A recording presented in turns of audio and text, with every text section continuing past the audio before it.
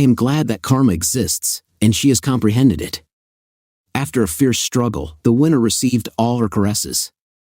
Finally, I, Eddie Hansen, received an invitation to her apartment, where at dinner, she informed me that I was her chosen one.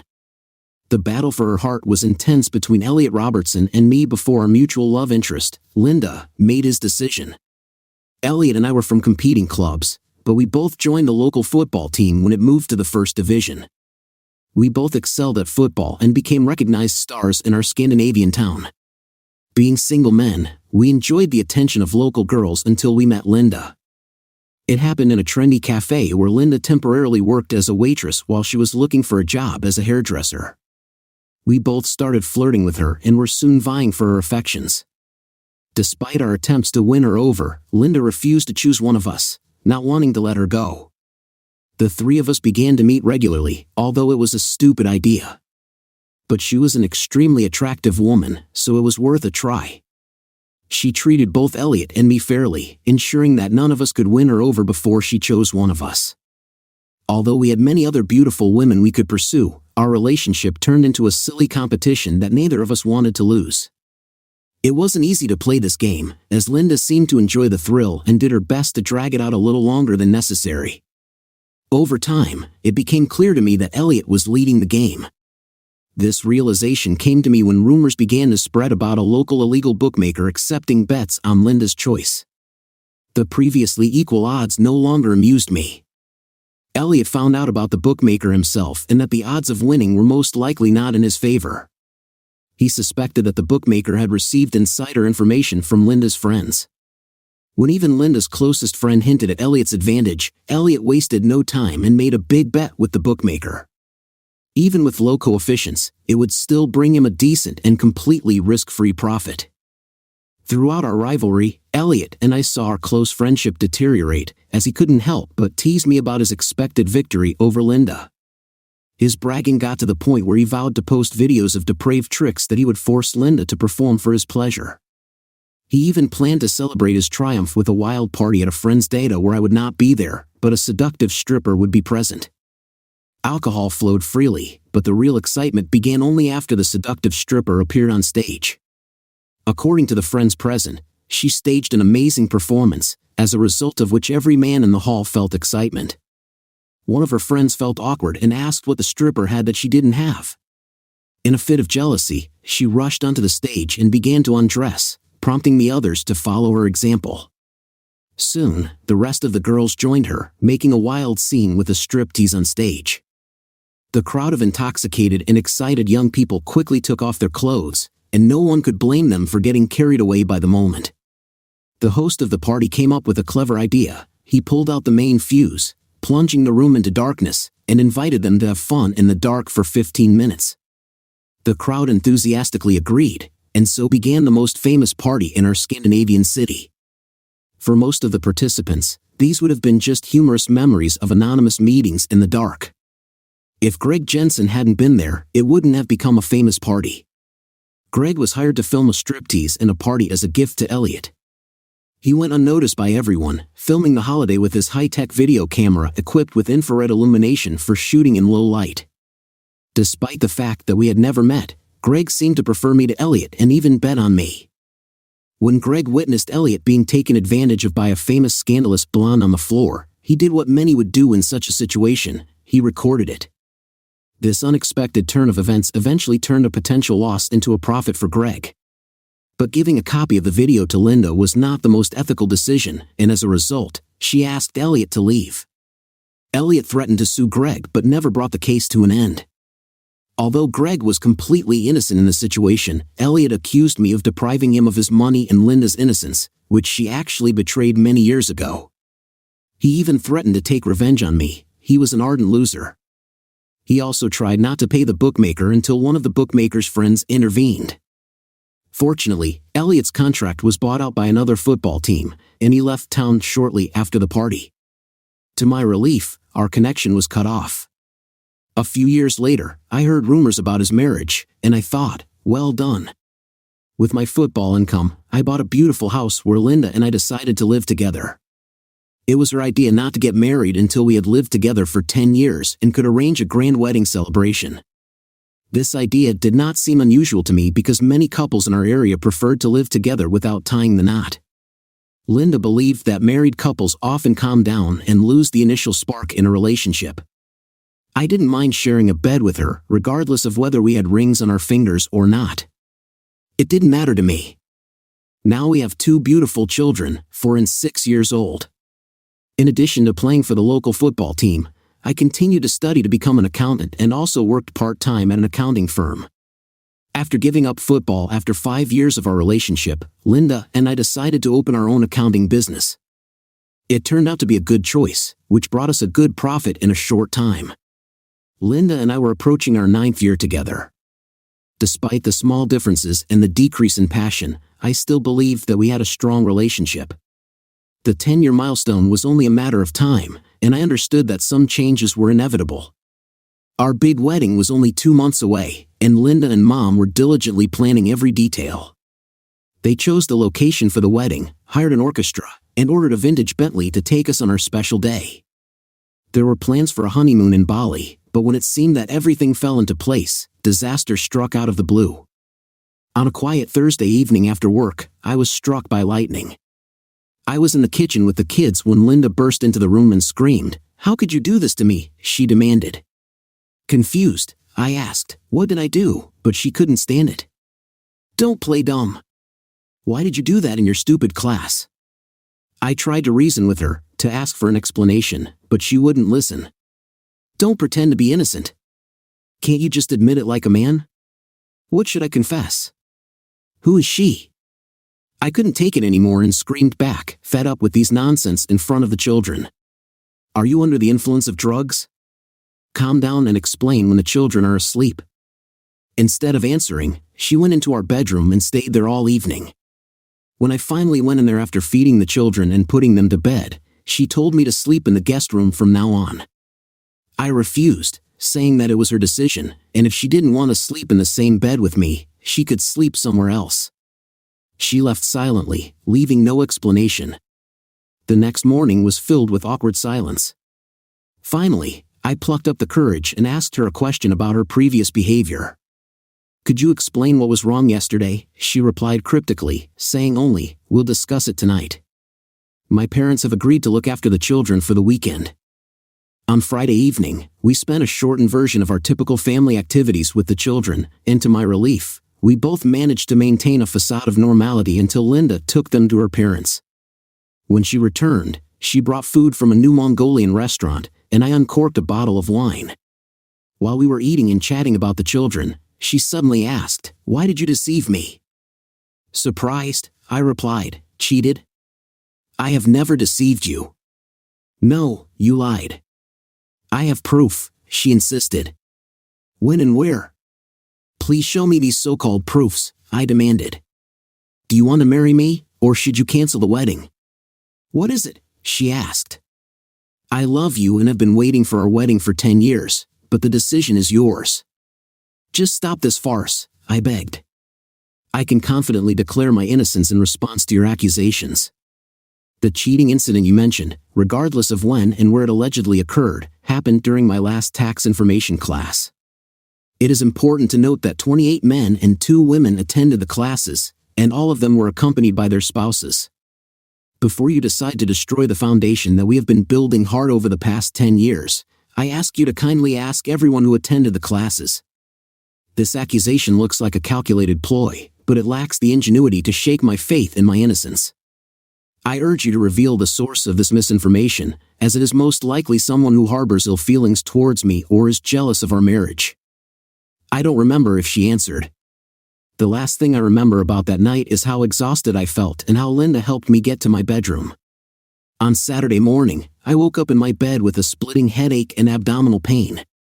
My mouth went dry, and I found that I couldn't move my arms or legs. To my horror, I realized that I was lying diagonally on the bed, with my wrists and ankles tied to the bedposts. The pain in my stomach increased, and before I could think about what to do next, I threw up. I managed to change my position so that I fell on Linda's side in our new luxurious bed. Gathering my strength, I called out to her, and she entered the room. Based on my army experience, I knew that in such tense situations, it was important to remain calm and try to establish communication. So I started by asking her to help me with my headache, asking for water and aspirin. When she saw the condition of the new bed, fear appeared on her face, and she quickly left the room, to return with aspirin and a bottle of water. While tidying herself up, she confessed to me, "Our friend who caught you cheating is here, and I plan to thank him with intimacy as revenge for your infidelity. When we're even, I promise to be a faithful wife. Do you understand the consequences of your actions? Are you really ready to cancel the wedding?" She answered my question simply, "You will marry me if you really love me. Otherwise, my friend promised to take your place." "Who is he? Are you really sure he knows me, or has he ever been to a course? Tell me who he is, let me talk to him, and I'll show you that he's just trying to get you to have sexual intercourse. You'll see him. We have a TV camera in the spare room, and you'll see everything on this monitor. If you had confessed yesterday, I would have retaliated at the hotel without telling you anything. Don't blame me, you denied everything and preferred PR to be like this." I noticed a color monitor on the bedside table, obviously with a wireless connection to a TV camera in the spare room. She was showing an empty room and a bed. "Where did you manage to get such expensive equipment? It looks like your complicated plan was carefully thought out in advance. My friend rented it. Please try to stay calm and understand that for sure there is someone who strongly despises me or both of us and is trying to destroy our relationship. Can't you see that you're falling into a trap? If you really love him more than you love me and you want to marry him instead of me, why do you need this leapfrog? You are a free woman, and you can leave me at any moment. You don't deserve my hatred. He is very dear to me, but my love for you is much stronger. I hope that you love me and can forgive me as I will forgive you in return. We won't be able to move forward if you keep acting like this. If you really love me, let's take a break for a week and talk to everyone who attended this event. If someone confirms your suspicions, I'll let you do whatever you want with him before we get married. Please, Linda, don't throw away 10 years of our happiness, and don't cancel our wedding. Despite our pleasant conversation, I am still completely convinced of your infidelity, and I'm no longer ready for any new agreements." She showed no signs of backing down, so I realized that petting was ineffective and changed my approach. "Ro," I spoke harshly. "If you cheat on me in my own house, I will find this man and give him a brutal showdown. Such actions will destroy our relationship and lead to the fact that you will immediately leave my house with no chance of reconciliation. I will never, under any circumstances, forgive such a betrayal. Do you understand what I'm telling you? Use common sense and stop this behavior if you care about me, or continue risking being kicked out of this house today. Just don't come crying to me later." Now she was furious and screaming. Then she hit me in the face, gagged me with a silver ribbon, and ran out of the room. I hoped that I had sown doubts in her soul because the bed in the spare room remained untouched. And I overheard, as it seemed to me, an argument. But my hope faded when I looked at the monitor. The camera was installed in our spare bedroom, where after buying a new expensive bed, we put our old double bed on which I was now lying, feeling helpless. Suddenly, Linda entered the room completely undressed, and soon after her, a man in a rubber mask who looked like Elvis Presley. I couldn't make out who was hiding behind the mask. Linda spoke up, "Now it's your turn to be deceived. Are you satisfied?" Then she told him to lie down and began to engage in intimacy with him. After a while, she exclaimed, "Oh, I feel so good. Revenge is a dish that is best served cold." As a result, Elvis decided to make love to Linda from behind. He didn't use protection, but I didn't care because I didn't have the slightest desire to be with Linda again. To my horror, Elvis was silent all this time, clearly trying to hide his identity. Deciding to escape, I focused on staying calm and not making the situation worse because if I panicked, I would tighten the knots even tighter. It only took me a few seconds to figure out how to escape. The weak link turned out to be the tie that secured my wrist to the bedpost. It was a flimsy tie made of a strange thin material, and I hoped it could be easily torn. I bought it while on vacation in Thailand because of the bright colors, intending to use it as a playful party accessory, but Linda always forbade me to use it. She knew that I would throw away everything she used to restrain me, so she deliberately chose ties that she didn't like. Looking at the monitor, I realized that I needed to act quickly to get free. While Linda was ecstatically shouting about her lover's prowess, I struggled to free myself from the bonds binding my wrists to the foot of the bed. With a surge of strength, I managed to escape. The first thing I did was take the key ring out of my left pocket. Among the keys was a miniature Swiss Army knife given to me many years ago by a grateful client. I silently thanked him for choosing quality because now he was letting me work on the escape. I managed to pull the blade out of the scabbard, holding the knife between my teeth. I began to cut the bonds binding my wrists. It took some effort, even with a sharp blade, but eventually, I managed to free myself. After that, I easily cut the bonds at my ankles and finally found freedom. While I was doing this, I heard Linda talking to the camera, talking about her misconceptions. She claimed she was only doing it out of love, planning to betray me one last time before he left our house. What a stupid and deceitful woman. Did she really think there was anything left between us other than disgust? I resisted the urge to use a weapon, realizing that it could lead to chaos. Instead, I took a pair of gloves from the closet at the entrance, put them on, and quietly made my way to the guest room on the second floor. Standing behind the closed door, I listened to the sounds of their pleasure before plucking up the courage to open the door and shout, "You're going to burn in hell." They were caught off guard when I quickly dealt Elvis a series of hard punches before he could react. He fell motionless on Linda, who screamed, begging me not to touch him. Despite her pleas, I wasn't going to end his life. I kept hitting Elvis, and then I took off the mask and saw that my old friend Elliot was hiding under it. That's when I realized that it was Elliot who ruined my wedding with Linda. Linda's screams echoed through the house as I yelled at her to shut up and called her a witch. I demanded that she get dressed and leave my house. She got scared, stopped screaming, and started crying. At this time, Elliot began to moan. Then I dragged him down the stairs to the garden and threw him into a bed of roses. I noticed his silver Audi S6 parked in my driveway. I took a hammer from the garage and smashed all the windows in the Audi with it, leaving deep scratches on the front doors. I didn't care about the consequences of my actions that terrible day, but I knew one thing for sure: Elliot will never forget the chaos that unfolded during his Saturday morning date with Linda. When I returned to the bedroom, I found Linda naked and crying on the bed. I coldly ordered her to get dressed and leave my house. "Your things will be laid out on the lawn. I will contact your father to pick them up." She tried to say something about the shower, but I interrupted her. "Shut up and get dressed. No shower in my house for you. Get ready quickly." I found Elliot's belongings, including his wallet and car keys. I looked into his wallet and came across his business cards. I grabbed one of the cards, threw the wallet on his clothes, and told Linda, "Your lover is lying naked in a bed of roses. Get dressed and get him out of my territory before I change my mind and teach him another lesson." She screamed, begging the Holy Lord to forgive her, but fear gripped her face. Hastily dressing in jeans and a t-shirt, she grabbed Elliot's things and rushed to him. Meanwhile, I went to the kitchen, picked up the cordless phone, and dialed the number listed on Elliot's card. The woman who introduced herself as Lottie answered. "Hi Lottie, are you Elliot's wife?" I asked. "Yes, and who's calling?" she replied. "My name is Hanson. We were friends 10 years ago when we were both competing for the same girl. I've been living with her for 9 years now and was planning to marry her in 3 months. But I'm sorry to inform you that Elliot showed up today and disrupted my plans.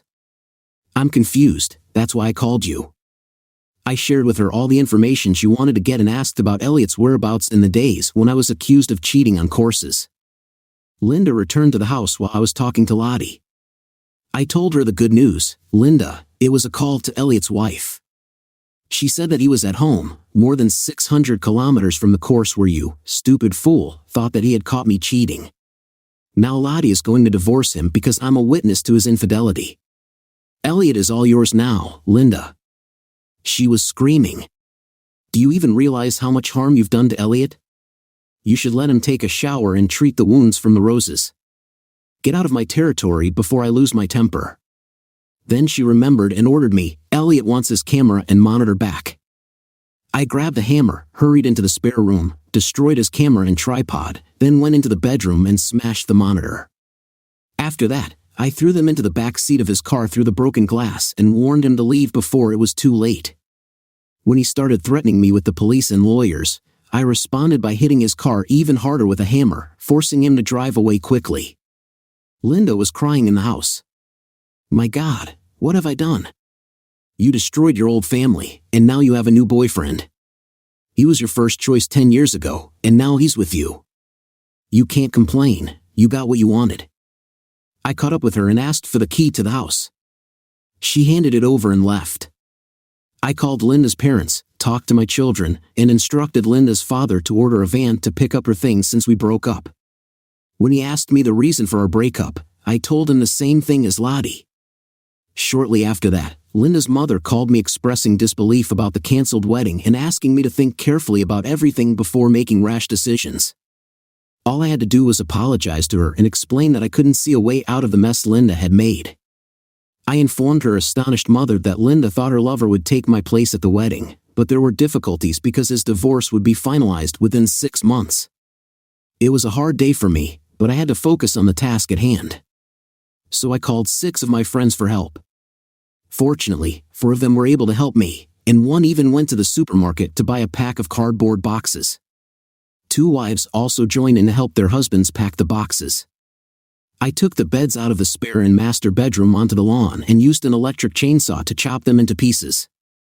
I didn't care that the bed in the bedroom was expensive and almost new. I also didn't hesitate to cut up the kitchen table and chairs where Linda and Elliot had coffee before the show started. I packed my clothes, personal belongings, and things from the nursery in the garage with the help of my friends. The house was completely emptied by 4 o'clock.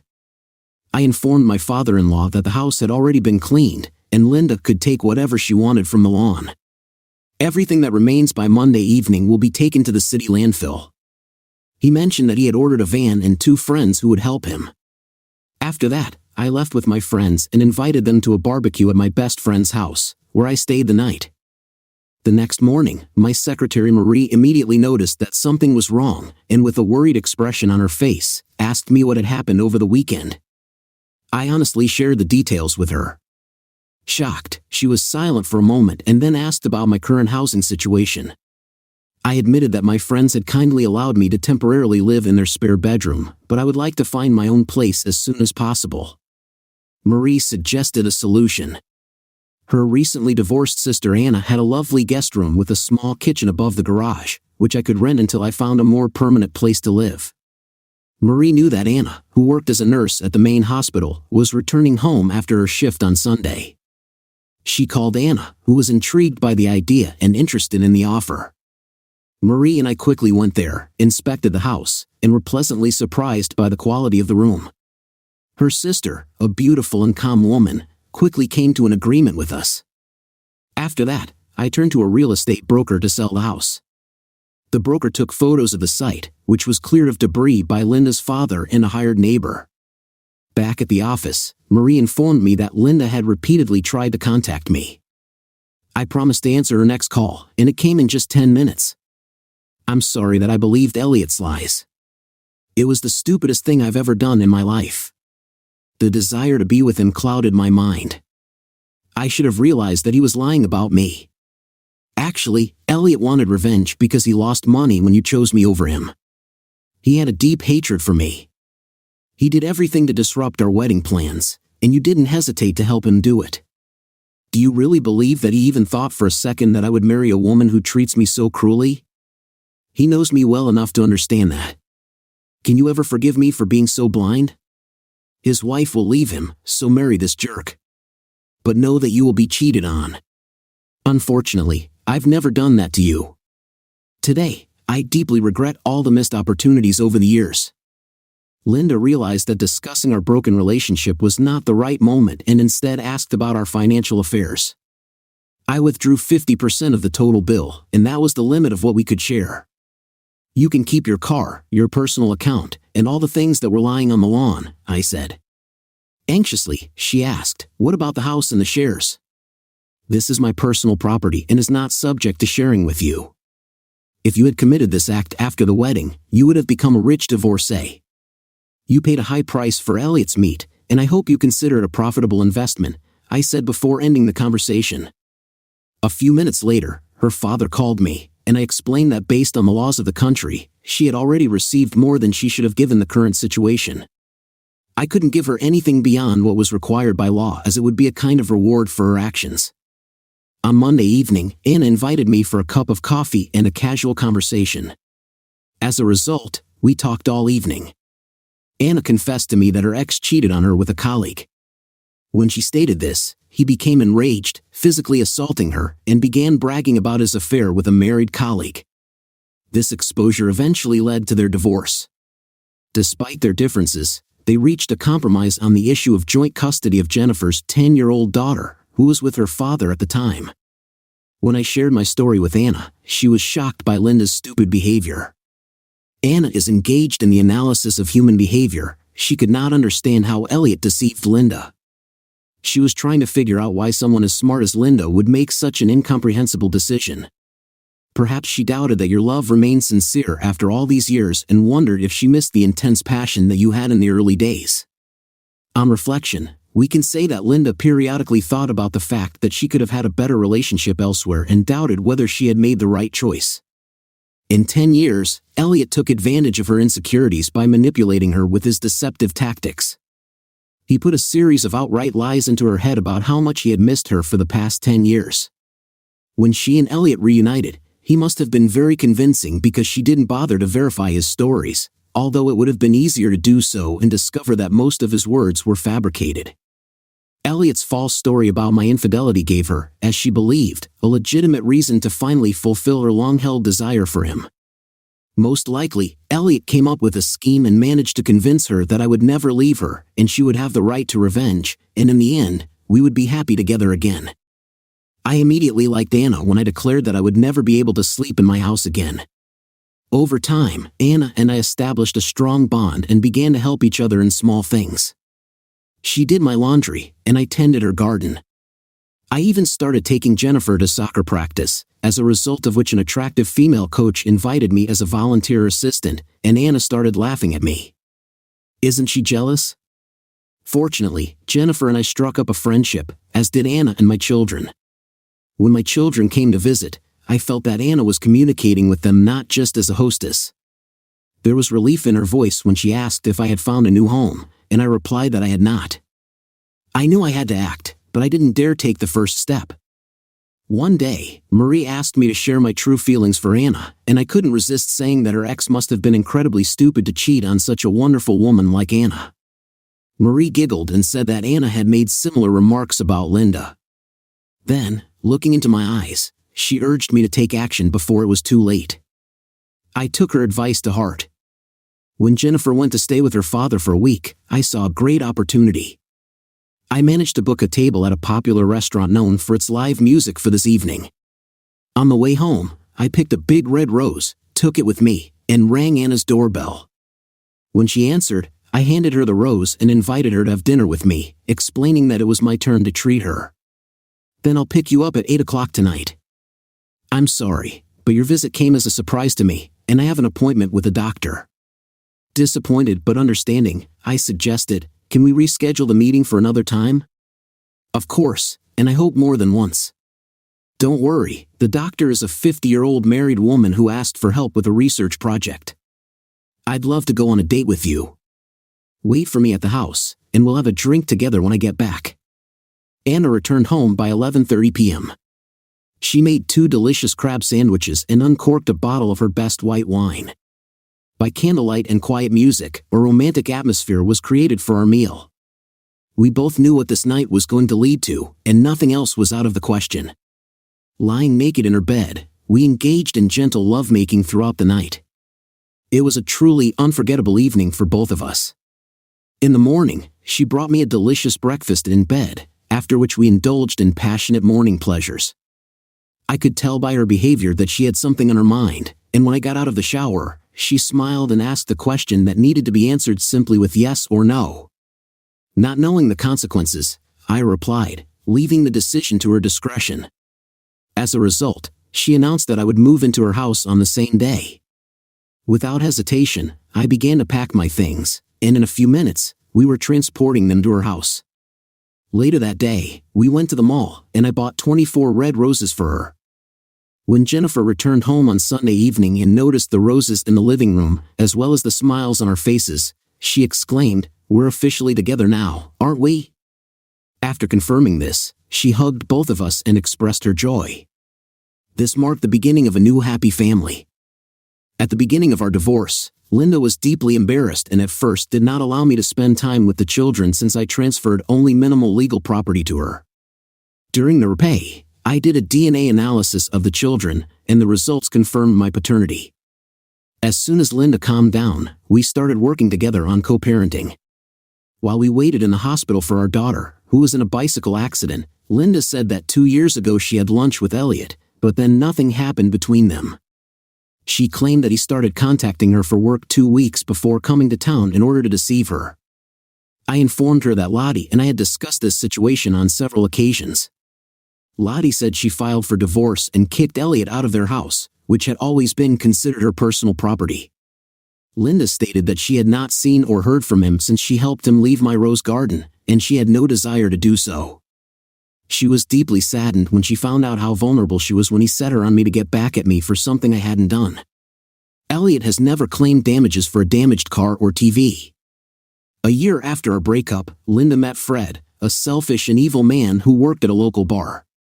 They quickly moved in together in his 3-room apartment. Fred, who did not have any children of his own whom he did not see, also did not want to see my children. Anna and I decided that my children would live with us because Linda preferred a relationship with Fred, and Linda could visit the children at any time.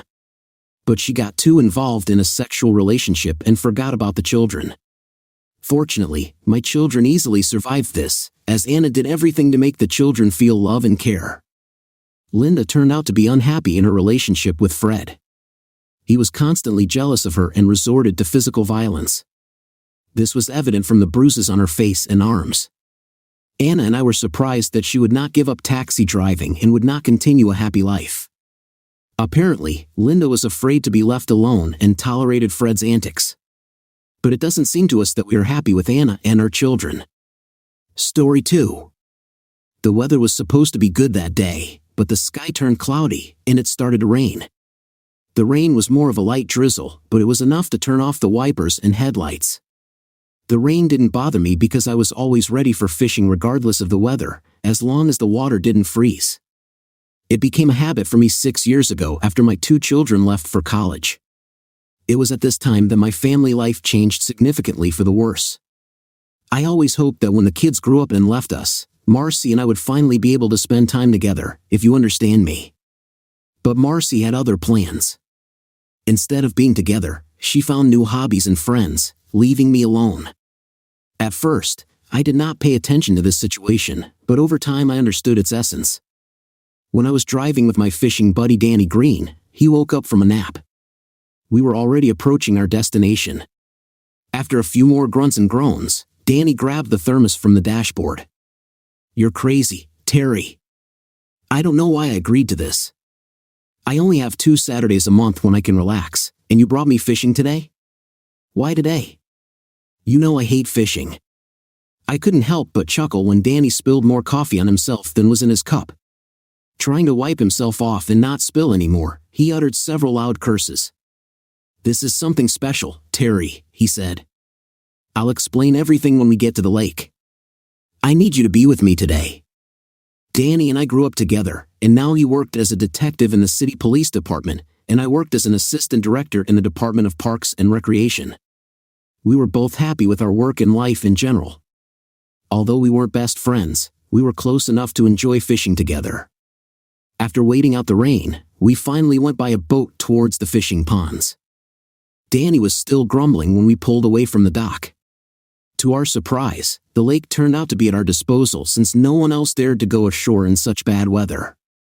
We took only beer with us on the trip, and when Danny saw it at the bottom, he did not hesitate and drank the rest. Despite the lack of rain, the weather was damp and dreary, not exactly ideal for fishing. I took night caterpillars and porridge with me, giving up minnows that day. After driving into a quiet bay, we cast the bait and got comfortable. Danny made himself as comfortable as possible considering the conditions and looked up at me. Without words, I understood his wish. "Danny, I brought you here today because I need a fishing alibi, I finally confessed. His expression changed, and it became clear that his attention was completely focused on me. What is a fishing alibi? It wasn't easy trying to explain it. Looking back, I realized that it sounds ridiculous. When I first came up with this idea, I thought it was brilliant. Danny, I need you to confirm that I was here fishing today, I begged, and I need a fish to prove that you're not just covering for me because we're friends. Danny gave me an annoyed look as he rummaged through the fridge. I didn't believe that he went to get water to cool off, but rather to think a little about my absurd explanation. He gave me a strange look and, opening a bottle of water, invited me to continue. I didn't say anything, I just took water from the fridge. That's all we had left, and started drinking, as my throat was dry with excitement. It was too cold, but we sat and drank the damn water anyway. Do you remember Hannah Marshall? She married that trucker from Pakistan everyone said was connected to the Devil Dogs, Roscoe Boucher.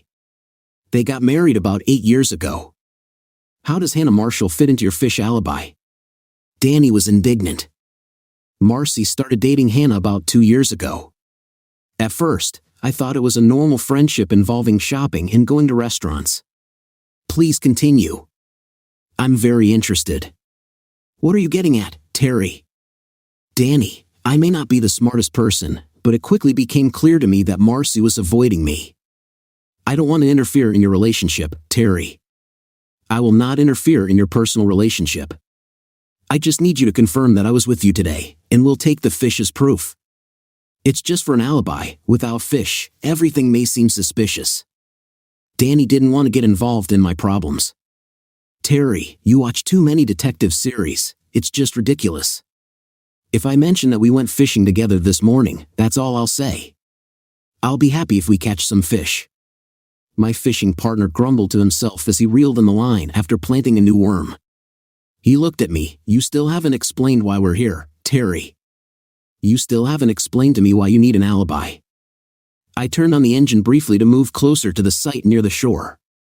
I started to be intrigued by Marcy's activities, but I didn't know what to do. Since Marcy didn't use her computer very often, I gave up on the idea of tracking her online activity. Marcy was constantly talking on her cell phone, but I had no idea how to track her calls. Even if I wanted to, I wouldn't know where to start. That's why I decided to buy 3 voice-controlled digital voice recorders. In the store, I put one in the kitchen, the second one in the living room, and the last one in the bedroom. The one in the kitchen had to be rearranged 3 times so as not to pick up noise from the refrigerator and other appliances. Given our current unusual circumstances, I can only hope that this scheme will work. In the first few weeks, I discovered that Marcy and Hannah were regularly dating 2 guys. It bothered me so much that I didn't listen to the records for about a week. Have you found out who these mysterious men are? Hannah was in a relationship with a man named Simon who worked at the gym on Blear Drive. I never found out his last name. We had some problems in this establishment. This is not a place where a housewife should go for aerobics. Did you find out anything about Marcy? Do you happen to know a man named Carmen who works at Monsanto Motors? Carmen Cambria? Wow, you're lucky. This man has caused a lot of trouble. We've been trying to catch him for several years now. How did Marcy end up with him? I have no idea, but it looks like they've been together for almost a year. Okay, Terry. I know Marcy is cheating on you with Carmen Cambria, but why do you need an alibi? I often overheard meaningless conversations between Hannah and Marcy, but the recording made last Tuesday in the living room caught my attention. I made several copies and saved one for you. Danny fell silent, concentrating on the float drifting through the water. The traffic stopped, and I suggested, why don't I turn it on for you? I turned on the recording. We agreed to do it on Saturday because Terry always goes fishing alone on Saturdays. He won't have an alibi that day. Saturday morning seems like the right time for me, but I need to do it as soon as possible before Roscoe wakes up. I plan to give the gun to Terry Carmen right after Terry leaves for the lake, hoping that he will arrive around 8 o'clock. This time would be ideal, as Roscoe will most likely still be asleep. He won't wake up until noon on Saturday. Carmen mentioned that she would shoot him once in the head and once in the heart, imitating scenes from movies. After that, He plans to erase the fingerprints and leave the gun next to the body. You can call 911 and report an intruder. By the time the police arrive, Carmen will be gone. Are you sure they can find the gun before Terry does? Without a doubt. He bought a gun from his friend who works as a detective. It has been registered, and it is easy to track. Terry will be alone, and no one will be able to confirm that he was fishing with him that day. If there are any questions, Simon will be in Atlantic City until Sunday. If necessary, I can provide Carmen with an alibi. Tell the cops that he was with me all day. It's time to stop this farce. I hope everything goes according to plan. I'll get $2 million in insurance, and Terry will be behind bars for a while. I think we need to act. Kohl's will open in 10 minutes. Danny stood up and stared at me in disbelief. I've never heard anything so ridiculous. What are you trying to say? Are you sure they weren't trying to trick you? What do you mean? Maybe they found one of the tape recorders and knew you were eavesdropping, so they set up this conversation to confuse you. I considered the possibility that everything could be true. In fact, I didn't dare to contact you or the police earlier because I wasn't sure about the situation myself. Do they mean the Beretta I sold you 3 years ago? I guess so, because it's the only firearm I have. I've never even used it, I just kept it on my bedside table. Terry, if that's the case, it's not going to end well. If you knew about a possible crime and did nothing to prevent it, you may be considered an accomplice. Who should I have told? I played you the record, my friend, but you don't believe me. No, last night while Marcy was sleeping, I took the Beretta to the garage and discharged it. Did you defuse it? Yes, I made sure it wouldn't work. My fishing partner let out a sigh of relief. It's good to hear. I feel much better now. That's a good idea, Terry. We haven't caught any fish yet. Danny took off the float and fixed a lead sinker on the bottom. Then, he put a ball of porridge on the hook. After throwing it into the water and winding the line until it touched the bottom, he pulled a medium-sized bream into the boat 2 minutes later. Okay, buddy, we have your alibi. Let's get out of here before I get a call about your fake tape, the friend said, feeling an urgent need. After driving for about 20 minutes, Danny started verbally attacking me again. Terry, I can't believe you let the situation get out of hand. It looks like a strange urban legend that can be found on the internet. It all doesn't add up. Come on, it's not that far-fetched, is it? It could have happened, I replied. I don't think so. This is the most poorly planned crime in the world. No one would be stupid enough to try to do something like that. I can't believe you bought into this. Okay, Mr. Know-It-All, what was the purpose of this conversation if it was all a setup? Were they hoping that I would involve the police? Were they trying to get me to warn Roscoe or confront Carmen? Or maybe Marcy just wanted me to leave and get divorced. Why did they do it? I still can't believe it. Why would they leave a gun without fingerprints if they want to frame someone? What about the gunshot residue in DNA? This is not the 15th century. Technology makes it easy to eliminate all these clues. Who has been glued to the TV lately? By the time they solve this case, I will already be in a prison cell. Danny was about to smile when the phone rang. Detective Green, what's going on? I saw Danny saying those words while listening to the call. Damn it. Okay, tell me the address, and I'll be there in 10 minutes. Keep everyone in the house, and don't touch anything until you have to. Danny hung up the phone and relaxed in his chair. Do you know how to get to Roscoe and Hannah's house? After 5 minutes, he looked at me.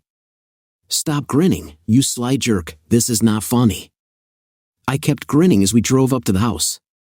Danny quickly stopped the ambulance workers as they wheeled the gurney to the van.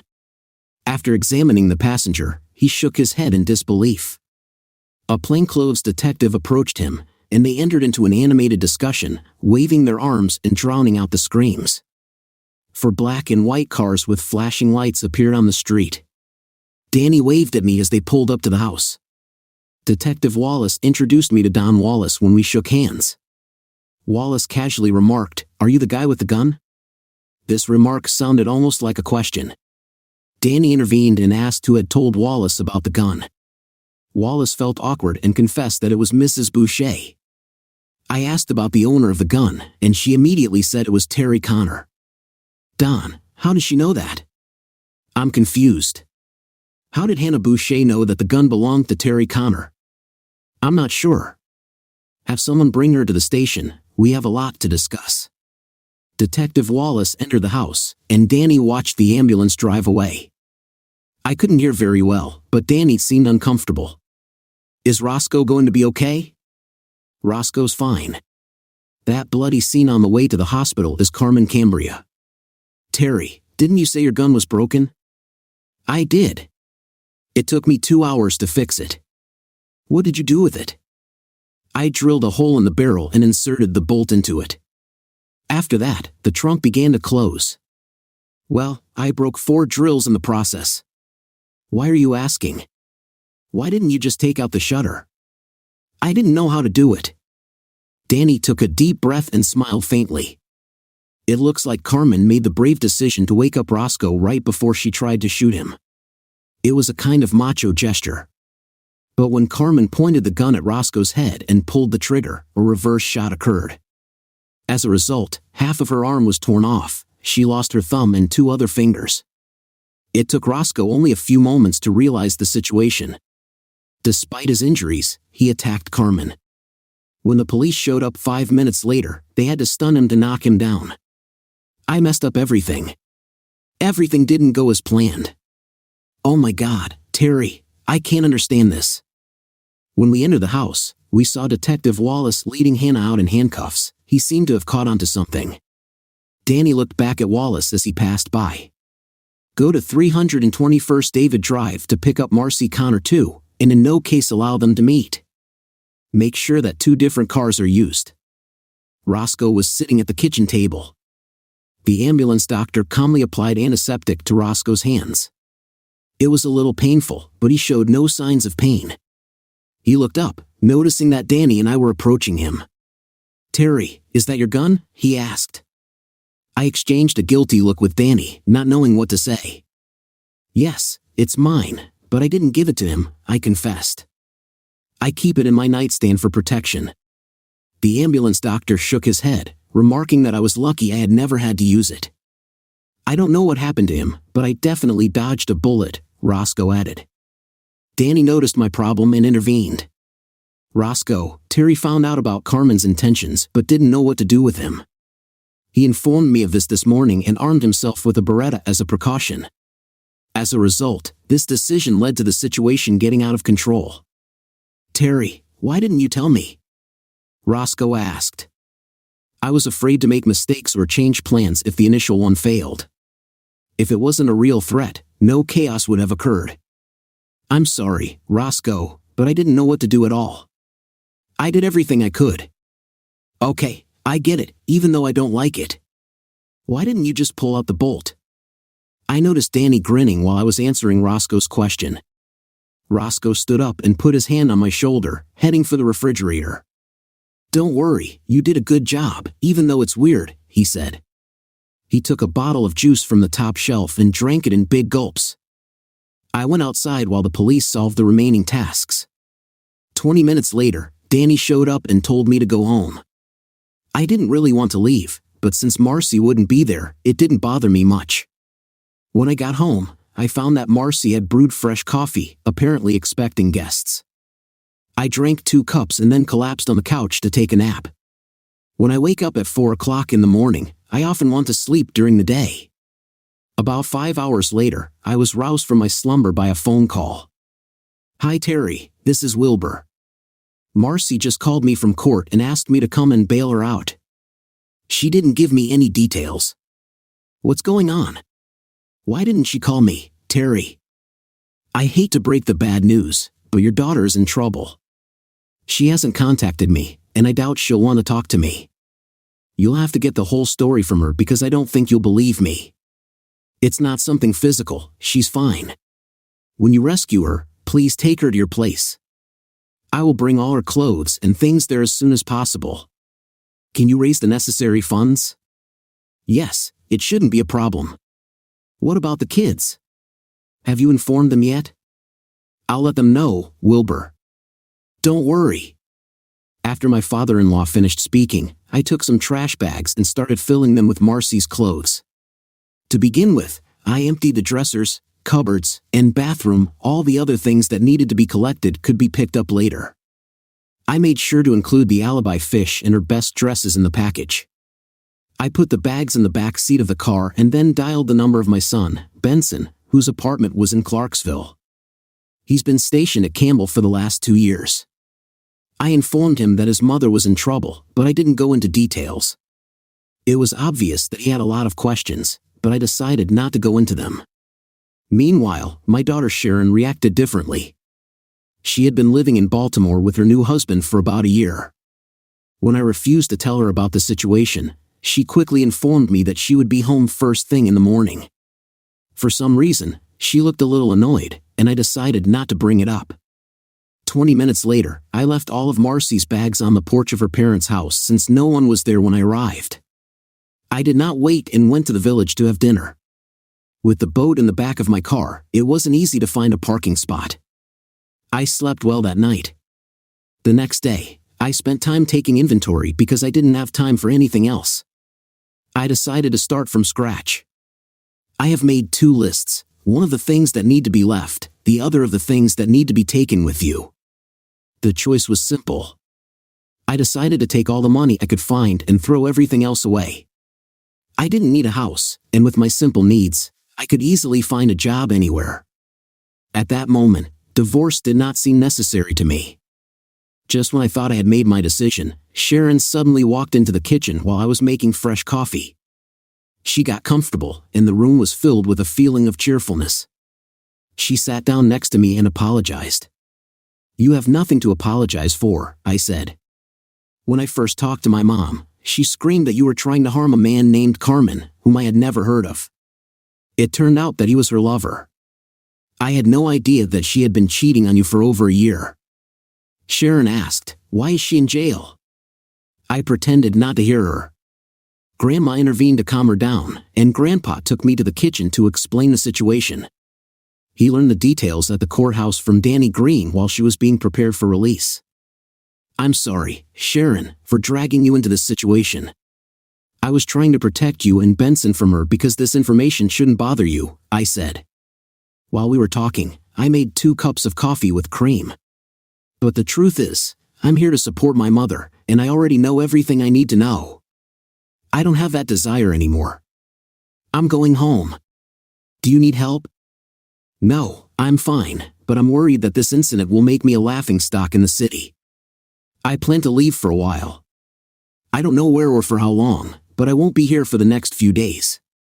Will you stay during your mother's trial?" "No, I have to testify tomorrow, and then I'll be free. If they need me, they can contact me at any time. Will you stay to help or support Mom?" "Are you serious? She tried to kill a man for insurance, and she framed you for her lover and put you in jail for a while. Why should I support her?" We talked for another 10 minutes before Sharon left for Baltimore.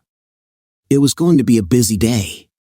I wasn't particularly hungry, so I just fried an English bun for dinner. Then I heard the noise of cars as I was taking the dish out of the oven. Looking out the front door, I saw that a convoy of about 30 motorcycles had pulled up to the house. I noticed Roscoe leading the pack among them. Without saying a word, Roscoe handed me his helmet and headed for his Harley. I followed his example and climbed into the back seat of his motorcycle. As we drove, I couldn't help laughing at the fact that I forgot to close the front door behind me. It was obvious that we were heading to Atlantic City, and I guessed why, but I didn't understand how I fit into this plan. When we arrived at the Taj Mahal, the number of motorcycles mysteriously doubled, creating a deafening noise as they entered the underground parking lot. While most of the motorcyclists headed to the casino, Roscoe, I, and the others headed for the elevators leading to the main hotel. 3 men got off on the 7th floor, and my escort and I continued climbing.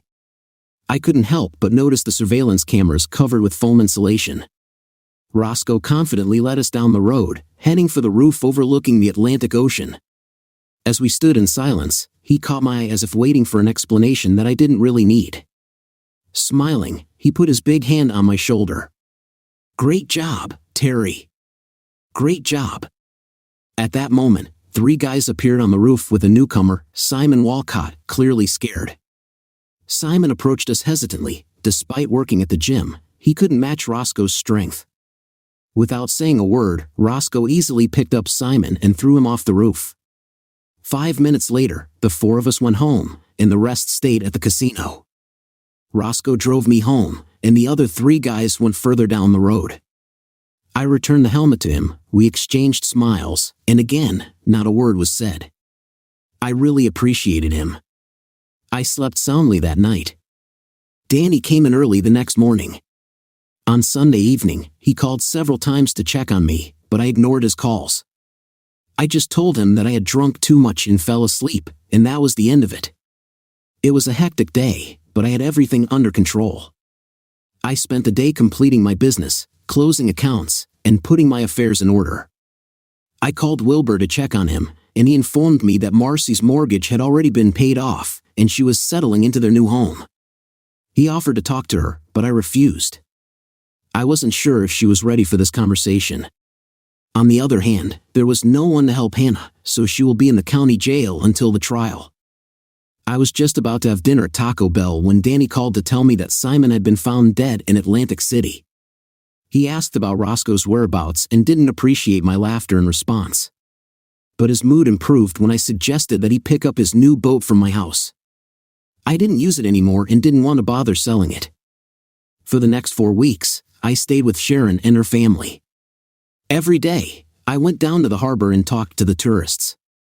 Danny was willing to share with me how things were going at home. Marcy and Hannah avoided trial by pleading guilty to multiple counts, which led to sentences ranging from 3 to 5 years. Atlantic City police were unaware of Simon's whereabouts and were not actively investigating. A mysterious fire occurred at Monsanto Motors, as a result of which more than 87 cars were destroyed. The investigation did not yield any leads.